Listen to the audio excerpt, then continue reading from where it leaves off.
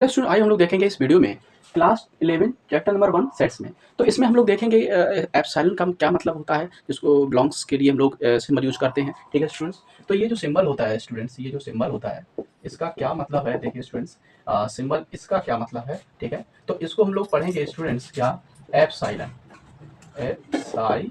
ठीक है स्टूडेंट्स, और इसको जो है हम लोग क्या पढ़ेंगे, इसको बिलोंग्स टू पढ़ेंगे, बिलोंग्स टू पढ़ेंगे, मतलब सेट में हम लोग बिलोंग्स टू पढ़ेंगे। वैसे इसका जो नेम होता है वो एप्सिलॉन होता है। ठीक है स्टूडेंट्स, अब जैसे यहाँ पे एक एग्जांपल लेते हैं, जैसे मान लीजिए हमारा क्या है, v इक्वल टू कोई सेट है जो कि सेट ऑफ वोवेल्स है, ए ई आई ओ यू है। ठीक है स्टूडेंट्स, अब अगर इसमें हम ए इस तरह से लिखते हैं तो इसका मतलब स्टूडेंट्स क्या होता है, इसका मतलब हो जाएगा A belongs to, A belongs to क्या हो जाएगा, बी।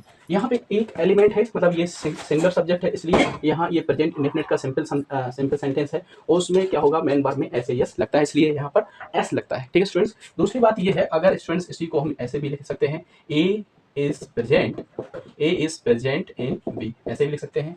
इसको ऐसे भी लिख सकते हैं, ए इज इन बी। इसको ऐसे भी लिख सकते हैं, ए इन बी। ठीक है स्टूडेंट्स, इतने तरह से 4 तरीके से इसको लिख सकते हैं।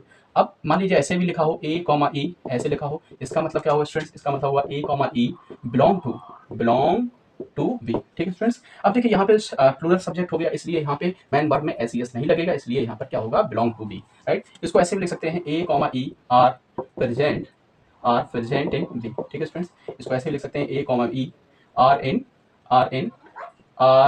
बी। ठीक है स्टूडेंट्स, इसको ऐसे लिख सकते हैं, A comma E in B. ठीक है स्टूडेंट्स, इस तरह से लिखा। अब देखिए स्टूडेंट्स, अगर ये नॉट में आ जाए, जैसे ए सॉरी जैसे मान लीजिए बी जो है कॉन्सोनेंट होता है, जो कि सेट बी, ये क्या है, सेट ऑफ वोवेल्स है, इसमें क्या है, कॉन्सोनेंट नहीं होता है, तो उसको क्या पढ़ेंगे, बी है ना, B does not belong to B. Right, और इसको ऐसे भी लिख सकते हैं, B is not present in B. इसको ऐसे लिख सकते हैं, B is not in B.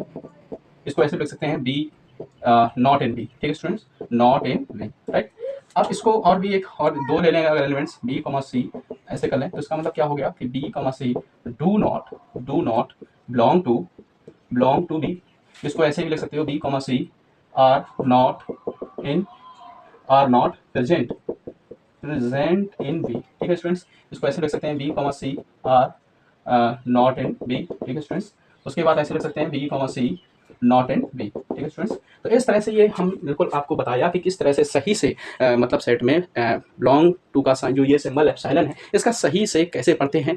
ठीक है, कभी कभी स्टूडेंट्स हर बार बिलोंग्स टू बोलते रहते हैं, बट रियल में वास्तव में सही से कैसे पढ़ा जाता है, वो चीज़ हमने यहाँ पे बता दिया स्टूडेंट्स। तो उम्मीद करते हैं ये वीडियो आपको बहुत अच्छे समझ में आ गया स्टूडेंट्स। तो सभी स्टूडेंट को थैंक यू, जय हिंद, जय भारत।